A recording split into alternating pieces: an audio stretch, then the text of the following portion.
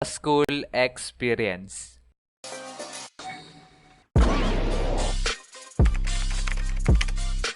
Dahil sa nag-pes na, naisipan ko na magkwento sa inyo ng mga nakakatawang experience ko sa school. Pero bago ko to simulan, para sa ating mga batang manonood, wag na wag niyong gagayahin na may kikwento ko dito, okay? Kasi pawang mga eksperto lang ang mga nakakagawa neto.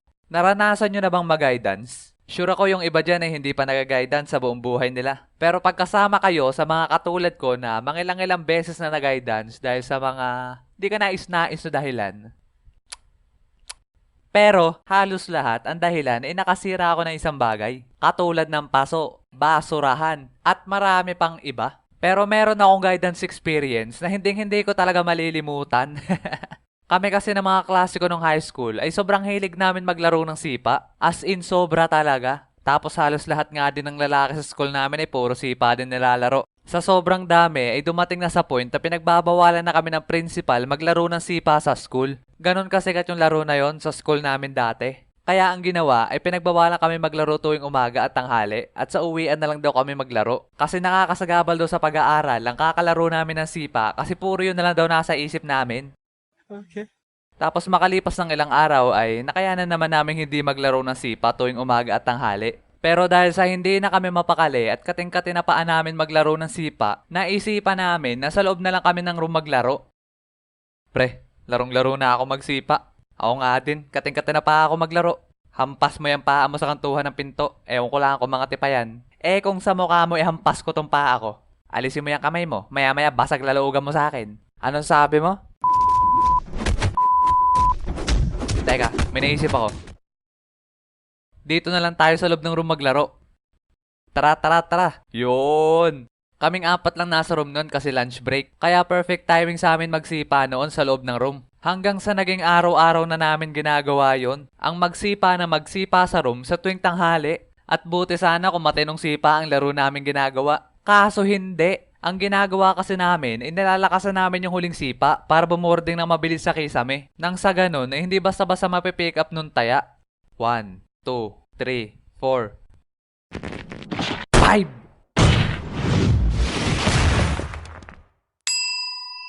Hehehe. Kakaganon namin ng ilang araw ay napuno na ng bakat ng tingga yung kisame ng room namin. Talaga namang kada todo ng sipa ay kalabugan ng kalabugan sa kisame namin. Pero one time, merong hindi ka nais-nais na nangyari. Hindi ko ba alam kung sinapian ba ako ng kaluluwa ni Hercules tsaka ni Kratos ng mga panahon na yun. Kasi nung pagsipa ako ng malakas, imbis na yung tingga lang yung lumagpak, kasama na rin yung kisame. Okay boys, oras na para umuwi tayo. Hoy!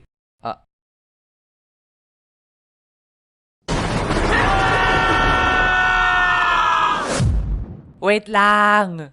At boom! Lagpak kami sa guidance office. Talaga namang nasermonan kami ng malala doon. Tapos ang masama pa dito ay pinapatawag ang magulang namin. At masususpensya daw kung sino man di makakapagdala sa school kinabukasan. Noong mga panahon pa naman na yun, nakikitira lang ako sa tita ko. At ayaw ko naman siyang abalahin kasi busy siya sa trabaho. Nakakahiya din naman papuntahin siya sa school tapos ang maririnig lang niya doon ay puro kalokohan ko pinagagagawa. Talagang no, maparend. Kaya kunento ko yun sa mga tropa ko na di ko kaya magdala ng parents o kaya guardian kinabukasan. Sila naman ay all goods kasi mapunta ang parents nila pero di ko alam kung all goods sila pag uwi.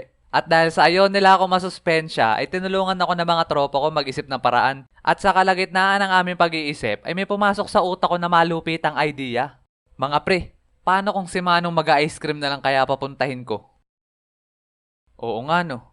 Okay. Si Manong mag-ice cream ay talagang ka-close namin. Tropa pits na namin yon kasi sa tuwing tanghali at uwian ay lagi kami nakatambay sa kanya at nabili. Talagang lap trip kasi lagi siya nasabay sa trip namin. Kaya pumunta kami sa kanya at kunento ang mga nangyari. At nakiusap kami na siya na lang pumunta sa office bilang guardian ko. At talaga naman tawa siya ng tawa nung narinig yung kwento namin.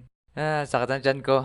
Sige, payag ako. Basta, lagi niyo papakiuntong tinda ko sa loob ng 1 linggo It's a deal. At dahil doon ay may umatin na sa akin na guardian at di na ako nasuspensya. At buti na lang din yung isa naming tropa ay may kaya sa buhay. Kaya siya na lang nagbayad ng pampagawa ng kisame ng room namin. Lap trip talaga sa tuwing naaalala ko mga pinagagagawa namin noon. Nagkaroon na rin ba ng open forum sa room nyo? Kasi dati talaga, sa section namin, ilang beses na nagkaganto. Tapos ang dahilan, lagi nag-aaway yung dalawang circle of friends sa room namin. Madami pa naman yung dalawang magkakagrupo na yun. Halos tikalhati ba naman ng room namin. Tapos eto lang kami ng mga tropa ko. Mga kulangot lang sa ledgi. Minsan nga mapayapa lang kami nagtatawanan. Tapos hindi namin namamalayan, may nagkakainitan na pala sa paligid namin. Yung mapapatigil na lang kami kasi may biglang maiyak o kaya naman masigaw. Yun pala, may mga nag-aaway na. One time nga sobrang intense ng away nila. Buti na lang nagsisigawan lang sila. Kasi pag may nanabunot doon, pihado magkakaroon ng Royal Rumble sa room namin. At pag nangyari yon, naandun na kami. Sa gilid. Nakaupo. Nanunood. Na parang nasa front row seat ng sinehan. Pero hindi nangyari yon. Kaya pagkatapos nila magsigawan at magpalitan ng masasakit na salita, ay sumapit na yung lunch break. At nung naandun na kami nakain sa karinderya ng mga kaibigan ko, bigla kami naging marites. Ewan ko ba kung bakit tuwan-tuwa kami pag nag-aaway yung mga yon. Siguro dahil sa mga trash talkan nila na binudburan ng real talk. Dota 1 memories. At pagkatapos namin kumain, dumiretsong balik na kami sa aming room. At pagkabukas ko ng pinto, nandun na agad ang aming advisor. Sabay yung upuan, mga nasa gilid na lahat. At grabe talaga yung atmosphere sa room na mga oras na yon. Ramdam na ramdam ko ang kanilang nen.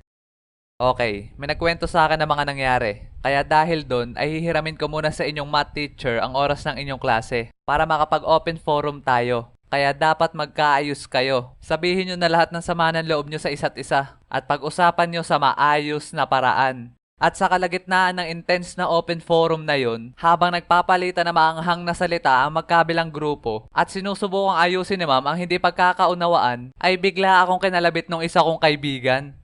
Uy, Rio, tingnan mo si Jograt. Loko tong mga to. Uy, tingnan nyo din si Tomas. Seryoso ako, Ika. Grabe yung pigil ng tawa namin ng mga oras na yun. Kasi kung ano-ano pinagagagawa ng mga kasama ko dun sa gilid. Naranasan nyo na ba sumakit ang inyong lalamunan o kaya naman tiyan kakatawa? Pues mas malala yung sakit pag yung pinipigilan mo. As in, sobrang sakit na ng lalamunan ko nun. Yung tipong pinipilit mo maging seryoso pero ganito pinagagagawa ng katabi mo. Anong nakakatawa, Rio?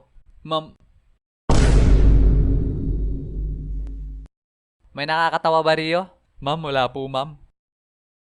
So, yun lang mga Kayo, meron din ba kayo mga nakakatawang experience sa school? Share nyo naman yan dyan sa baba. At maraming salamat din pala sa mga bumati sa akin ng happy birthday ng 15. Thank you sa inyo mga fan art, na-appreciate ko talaga ng sobra. At para sa mga nagtatanong kung paano ipasa ang kanilang fan art, ay pwede nyo yung ipasa sa ating FB page. So yon, sana nagustuhan yung ating video. At syempre, wag nyo kakalimutan na mag-like and subscribe at pindutin nyo na rin yung bell notification na yan para updated kayo sa ating mga padating pang animation. Yun lang at kita-kits sa ating next video. Peace!